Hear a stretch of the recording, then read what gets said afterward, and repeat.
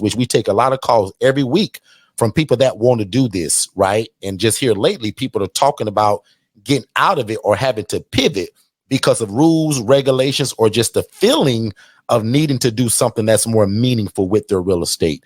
So that's kind of what we're doing here tonight. And I appreciate everybody being here. Thank you all for your input. And again, if you have any questions or concerns, because usually we spend this whole time talking about how to get started with an ILF, but I appreciate this standpoint. We was able to kind of talk about something a little bit different.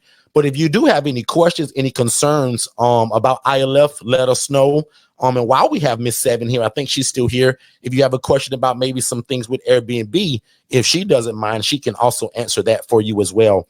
I also want to direct everybody to the link that's up top. That's the webinar that most people get started with when they want to know how to pivot or move into how to do this model of housing people, which is essentially we take one asset, which is a 4-bed, 2-bath home. That's the example. But it can be a 1-bed, it can be a 2-bed, an 8-bed, doesn't matter. But our favorite model is probably that 4-bed, 2-bath model, right? And that's where we're able to take 8 people from homeless to hopeful, right? And again, we do that in a shared living environment. So usually that's 2 beds per room. So again, 8 people that will be on the street without me, right? Or without this program, once they pass an assessment, because again, we just don't house anybody.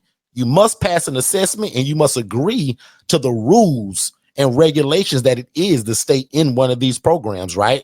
Because again, this is very different from a rooming house or just people that rent rooms or rent by the bed. This is more program structure, right? So there's rules and regulations to make sure that it's not being ran as a circus or a clown show. Because when I first started, y'all, trust me, I ran a clown show because I didn't know what I was doing, right?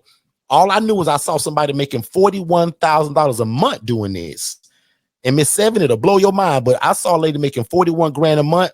She was doing this model similar to what we're doing, but she was housing people in rats and roaches. And that blew my mind as a social worker, right? Making 28 grand a year.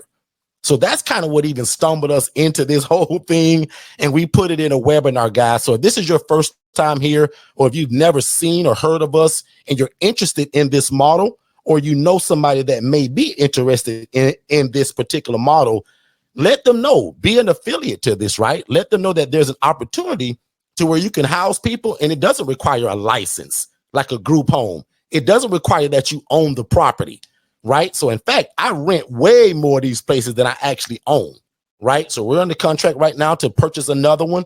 But guys, I have a ton of rentals that we do this out of, and you could be next.